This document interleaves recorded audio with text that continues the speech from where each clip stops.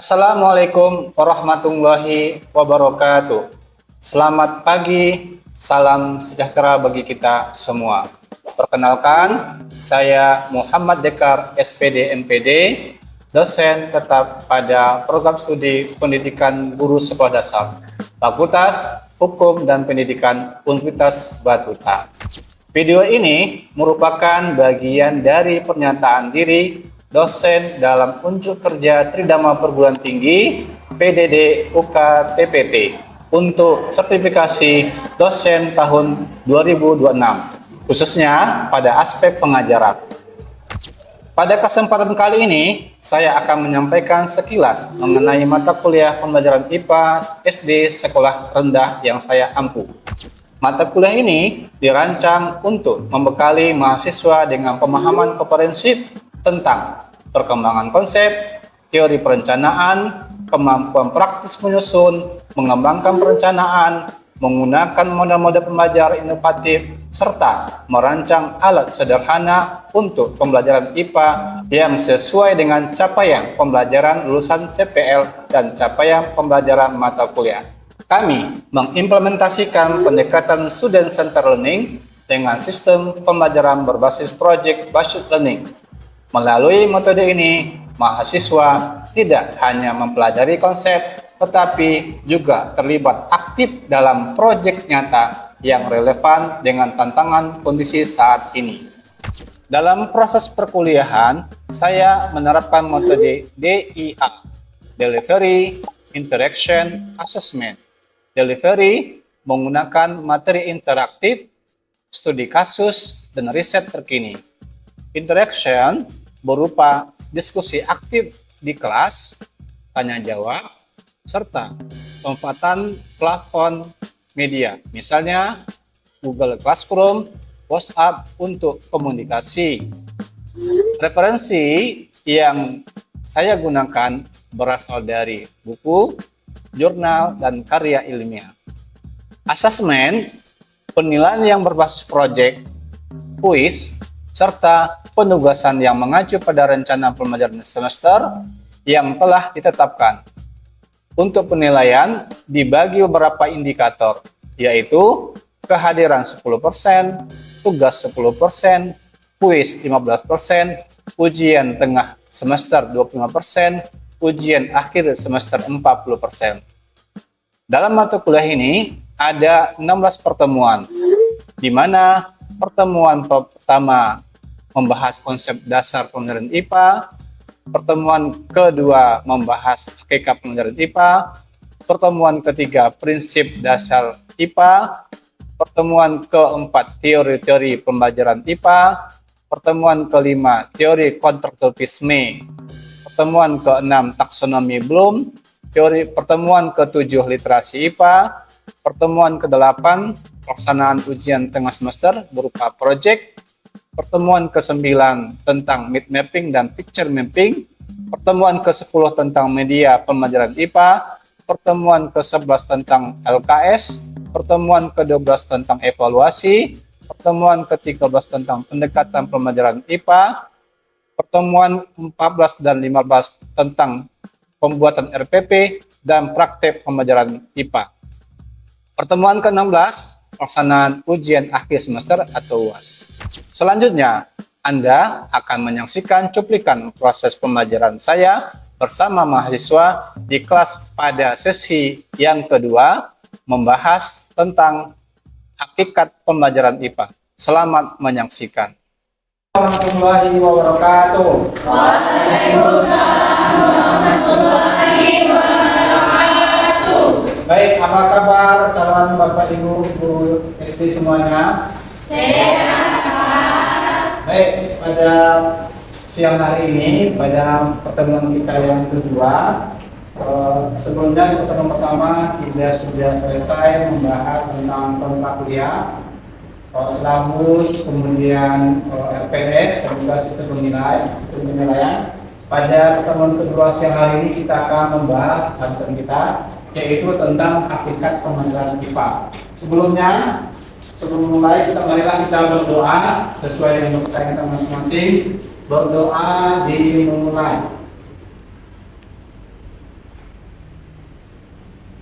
Berdoa selesai. Baik, Bapak Ibu sekalian, pada kuliah kita siang hari ini kita akan membahas yang namanya hakikat pembelajaran IPA di pertemuan kedua pada mata kuliah konsep dasar IPA kelas rendah. Bapak Ibu sekalian, untuk kuliah pada siang hari ini, capaian pembelajaran kita adalah diharapkan Bapak Ibu bisa mengerti pengertian dari pembelajaran IPA, komponen ilmu pengetahuan, kemudian kualifikasi dari IPA, manfaat pembelajaran IPA, metode ilmiahnya, tujuan metode ilmiah, karakteristik metode ilmiah, kemudian langkah-langkah metode ilmiah, kemudian contoh penelitian. Kemudian kemampuan akhir dari kuliah kita pada siang hari ini adalah yang pertama, Bapak Ibu paham pengertian tentang pembelajaran IPA. Yang kedua, mampu memahami tentang komponen-komponen dari penuntut ilmu pengetahuan alam IPA. Kemudian memahami pembagian cabang ilmu IPA. Kemudian yang kelima, memahami manfaat dari pembelajaran IPA. Yang keenam, nanti Bapak Ibu bisa memahami bagaimana sih metode ilmiah. Apa itu metode ilmiah, bagaimana caranya, apa manfaatnya. Yang ketujuh, menjelaskan tujuan metode ilmiah. Yang kesembilan, langkah-langkah metode ilmiah. Yang terakhir, memahami contoh penelitian dari metode ilmiah.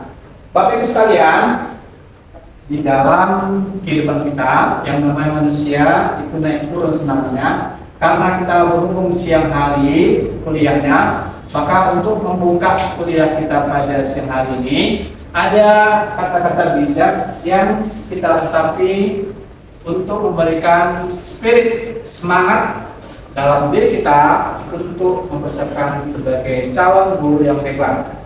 Salah satunya adalah sains hari ini adalah teknologi masa depan. Sains adalah dibentuk oleh pengetahuan, kebijaksanaan dibentuk oleh dalam kehidupan. Membaca adalah tiket diskon kemana-mana.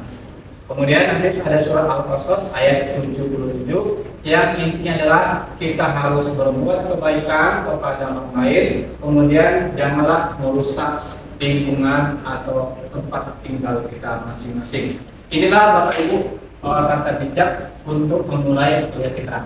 Ada yang memberikan respon? Apa kira-kira makna dari kata-kata bijak ini terkait dengan kuliah kita pada siang hari ini? Ada?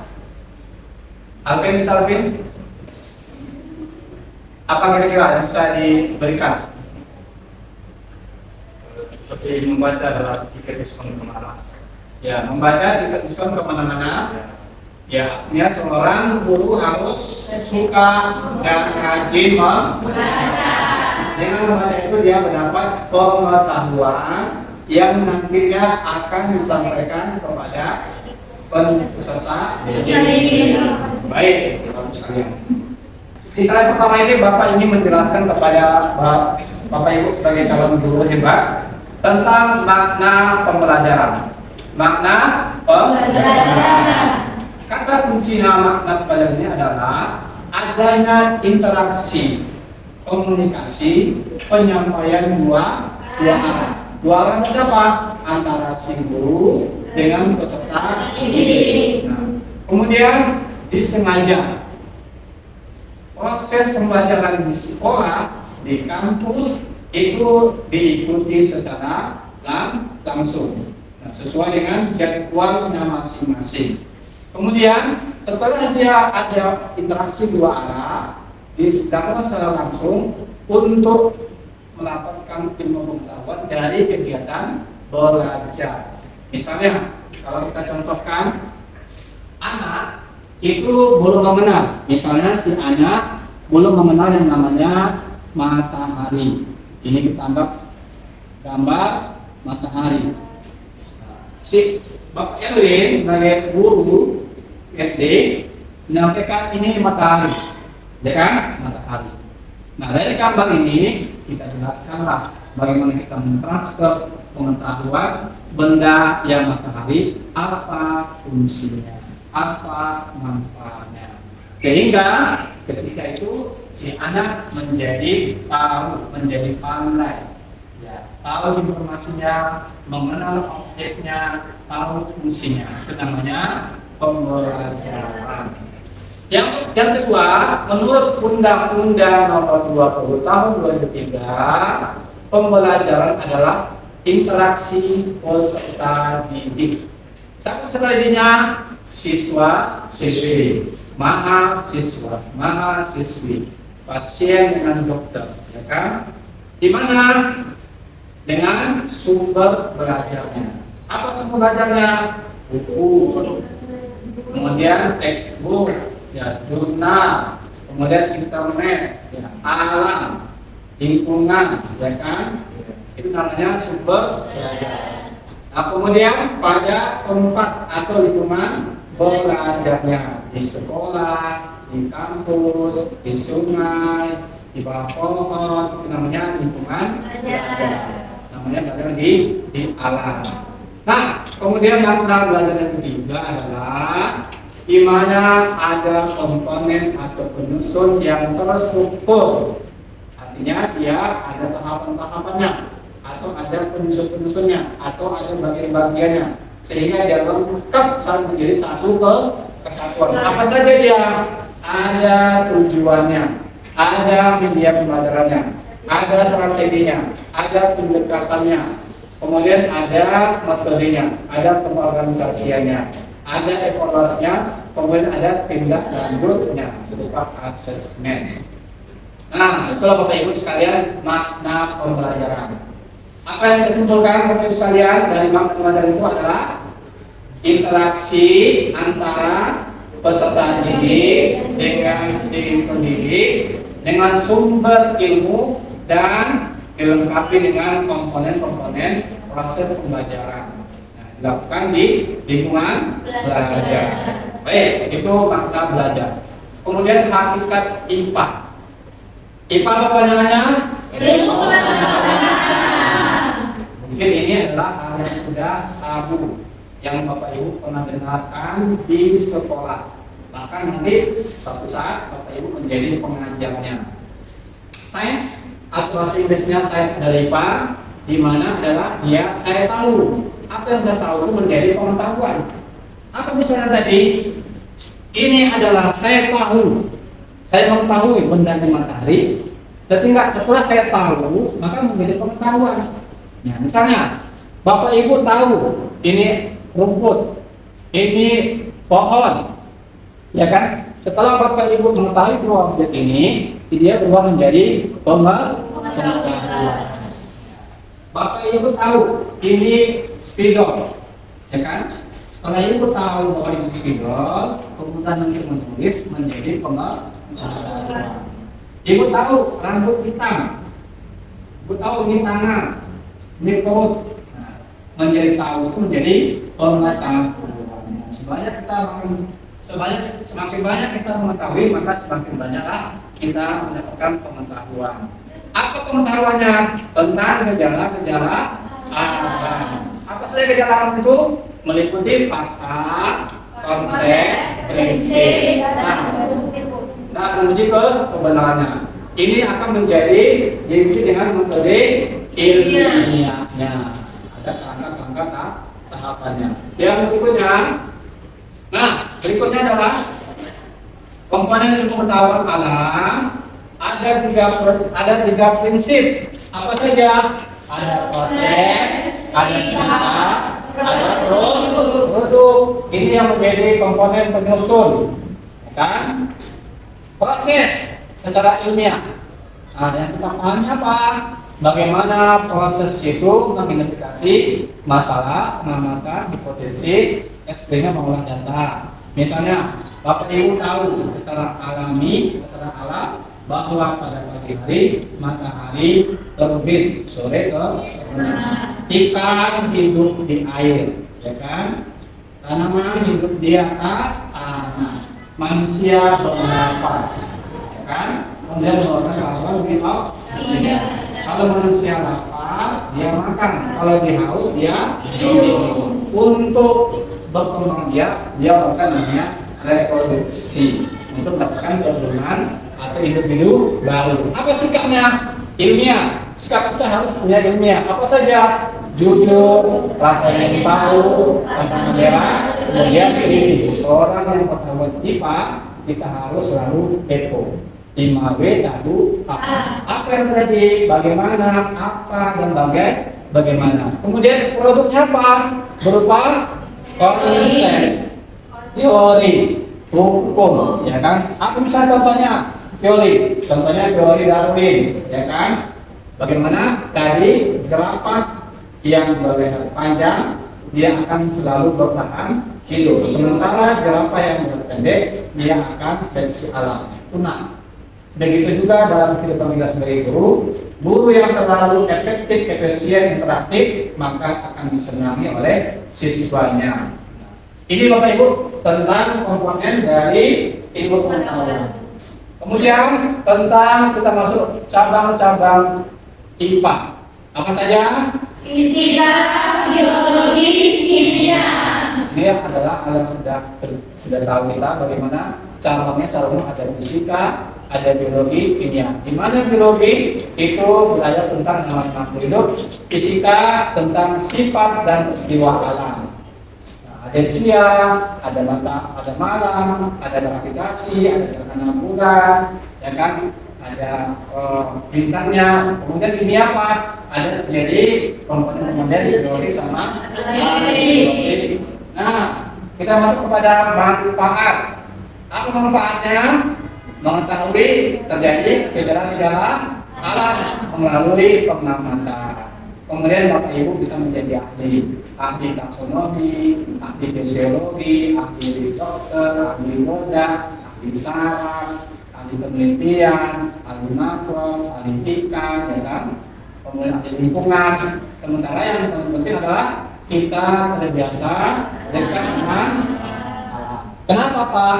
Karena kita makhluk hidup harus punya tempat yang namanya lingkungan, tempat tinggal kita. Oke Bapak Ibu sekalian, ada yang misalkan dari pertama pengertian, kemudian komponen, kemudian cabang-cabang dari IPA, kemudian manfaat dari pembelajaran IPA. Silakan ada yang ditanyakan, Indah, silakan. Baik, terima kasih Kak sebelumnya atas kesempatannya. Mengenai materi kita pada hari ini mengenai hakikat pembelajaran IPA sebagai seorang pendidik, apa saja tantangan yang kita hadapi dalam menerapkan pembelajaran IPA di sekolah? Oke, terima kasih. Apa saja tantangan dari seorang guru dalam hakikat pembelajaran IPA? Bekas strategi, apalagi? Tujuan. Nah, benar apa yang Bapak Ibu sampaikan. Tantangan kita sebenarnya pada diri kita sendiri. Kita harus mempersiapkan kitanya dulu.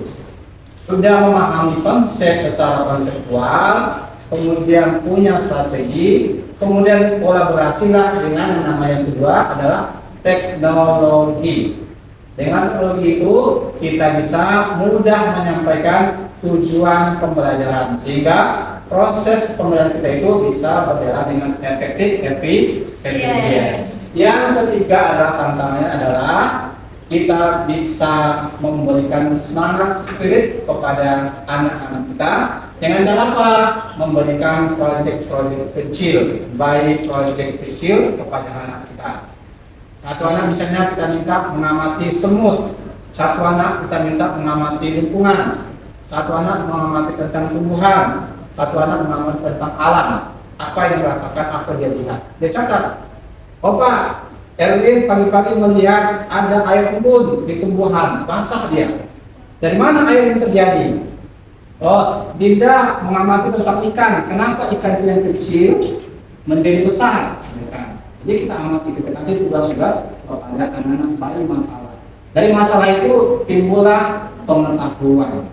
Nah, pengetahuan itu menjadi bekal bagi si anak. Oke. Nah, berikutnya ini ada tes nih. Nah, pasti sudah bisa semuanya. Kamu apa ini? Tumbuhan air di atas dipelajari dalam cabang IPA yaitu Biologi. benar nggak ya penanda? Iya. Ini adalah wajah-wajah Bapak Ibu ketika berseragam SMA. Sering kan?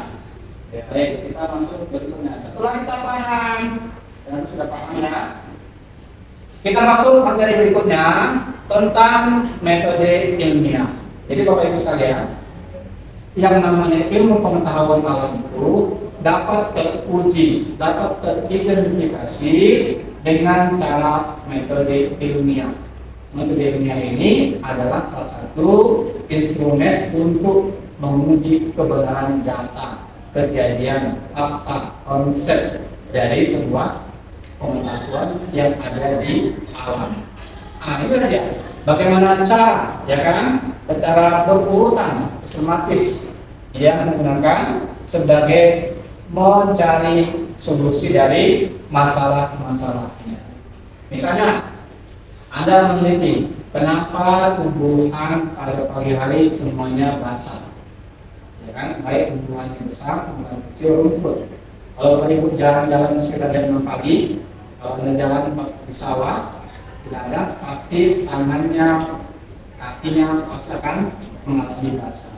Dan di mana bisa terjadi? Apakah ada orang yang minum air? Itulah terjadinya gejala-gejala alam. Kenapa pada malam hari semua makhluk hidup, ya, kecuali hewan-hewan tertentu yang tidak tidur? Itu manusia rata-rata dia tidur istirahat. Kenapa? Karena butuh istirahat tubuh kita. Nah, kemudian metode ilmiah itu pola pikirnya antara induktif dan deduktif. Pengetahuannya yang secara umum khusus umum. Nah, ini adalah merangkai bagaimana di pembahasan di latar belakang masalahnya metodenya. Kemudian kita masuk berikutnya. Apa tujuan dari metode ilmiah? Tujuannya adalah supaya secara akal, secara rasional teruji.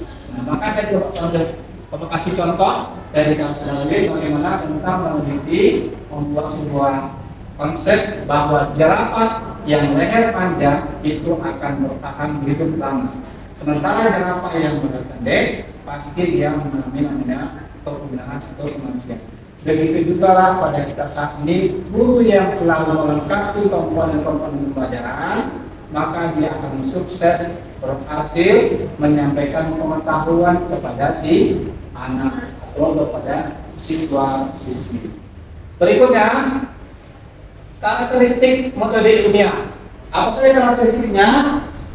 Ada kritis, logis, empiris, konseptual, objektif.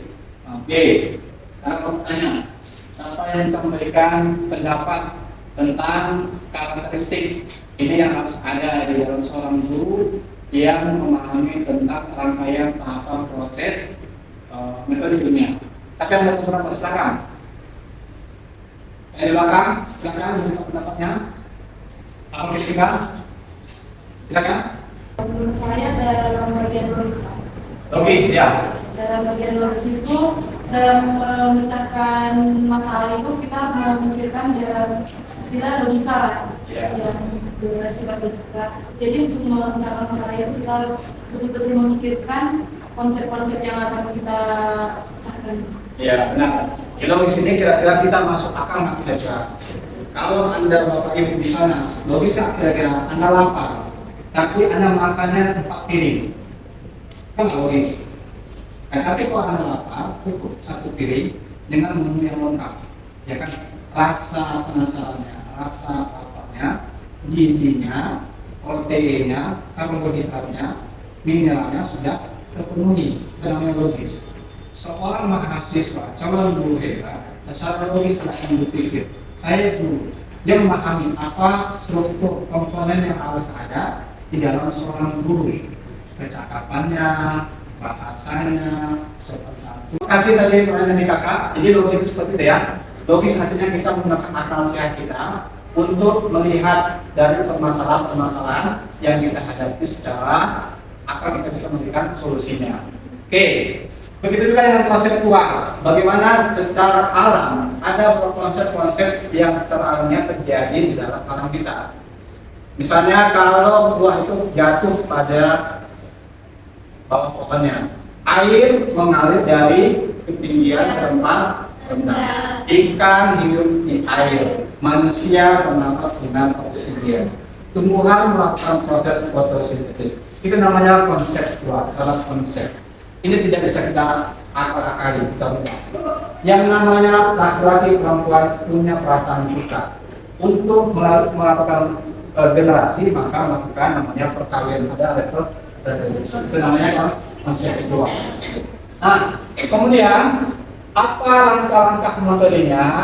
Langkah-langkah metodenya ada observasi, ada merumuskan masalah, mengumpulkan data, ada hipotesis, ada eksperimen, ada mengolah data, ada penarikan kesimpulan, kemudian publikasi. Nah, inilah yang ada pada seorang peneliti atau calon sarjana Bapak Ibu nanti. Apa misalnya observasi, mengamati objeknya, permasalahannya. Bapak Ibu bisa mengamati semut. Bapak Ibu jatuhkan satu butir nasi, kenapa semut itu satu ekor semut akan memberikan informasi kepada semut lain, maka mereka akan sering berlintasan di garis yang sama. Ternyata mereka kasih tahu ada loh cara kita sudah dikasih oleh manusia. Mereka akan mengambil, mereka akan mengangkatnya secara bersama-sama ke tempat lingkungannya, kan? Nah, ini bisa. Kemudian apa masalahnya? Masalahnya berupa pertanyaan. Mengapa, bagaimana, apa. Kemudian mengumpulkan data. Datanya diolah, hipotesisnya apa? Untuk dugaan sementara. Kemudian bagaimana data tadi diolah menjadi kesimpulan. Kemudian hasil kesimpulan itu dipublikasikan, dijurnalkan. Ini Bapak Ibu sekalian contoh penelitian yang bisa menjadi referensi Bapak Ibu nanti. Nah, judulnya adalah pengaruh pupuk kompos terhadap kualitas tanaman tomat di Kecamatan Medan Kuningan. Apa observasinya? Ada data dari Dinas Pertanian Kota Medan menyampaikan kualitas dari tomat domestik itu lebih bagus dari kualitas luar negeri. Nah, rumus masalahnya apa? Apakah pupuk kompos dapat memperbaiki kualitas dari tanaman tomat? Hipotesisnya dua sementaranya ternyata dapat memperbaiki kualitas tanaman. Tuh, ini contoh gambarnya, ini contoh eksperimennya, ini hasilnya. Ternyata pupuk kompos dapat memperbaiki kualitas tanaman. Inilah Bapak Ibu sekalian bagaimana melakukan penelitian kecilan. Nah, berikutnya apa kesimpulannya? Kesimpulan kita adalah ternyata pembelajaran itu punya interaksi dua arah, punya komponen di mana dia mempelajari tentang gejala-gejala alam, yang dimananya ada proses, ada produk, ada pengembangan sikap. Nah, kemudian setelah itu dapat dipelajari, dipahami, dan dijelaskan melalui apa? Observasi, eksperimen, analisis. Inilah kesimpulan pembelajaran kuliah kita pada pertemuan kedua pada siang hari ini. Nah, ini tugas terakhir kita. Coba Bapak Ibu nanti buat di rumah sebuah penelitian untuk tentang IPA dengan menggunakan metode ilmiah tadi, dari mencari permasalahan sampai menemukan hasilnya. Oke. Jangan lupa nanti dibaca-baca juga kuliah kita pada pertemuan ketiga akan membahas tentang prinsip-prinsip dasar. Oke, berhubung waktu juga sudah habis, Bapak kira cukup sampai di sini pertemuan kita pada kuliah siang ini. Mudah-mudahan bisa kita pelajari lebih dalam. Jangan lupa tugasnya ya untuk dikirim dalam email. Bila terpilih, Assalamualaikum warahmatullahi wabarakatuh.